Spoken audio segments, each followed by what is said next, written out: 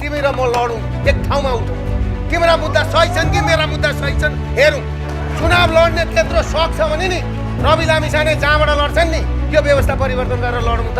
1 गतेदेखि देशव्यापी आन्दोलन, पूर्व मेचीदेखि पश्चिम महाकालीसम्म बन्द, सडक बन्द, चक्का जाम, रक्षा बम। किन त्यो केटीलाई यो हाम्रा लेडिजहरूले जग्गा ट्याउँदैनन् बाटोमा भेट्दा? किन जग्गा ट्याउँदैनन्? सुदन गुरुङहरूलाई किन घिसार्दैनन्? दुर्गा प्रसाद बौला होइन, तपाईँ बौला हो। तपाईँलाई चुनाव लड्ने सक छ, प्रधानमन्त्री बन्ने यो देशको सक छ भने पहिला चेन्जीका माग पुरा गर्नुहोस्। लास्टमा मलाई उहाँले के भन्नुभयो लास्टको वार्तामा?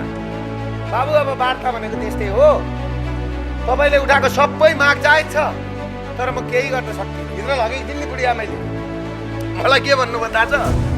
बाबु म पनि 2-4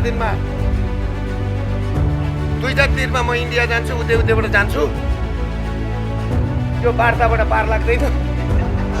प्रधानमन्त्री भइसके, प्रधान न्यायाधीश भइसके, मलाई राष्ट्रपति हुन्छ, नारायण हिटीमा चाहिँ राजै सुन्छ भन्नुभयो। भएको कुरा यो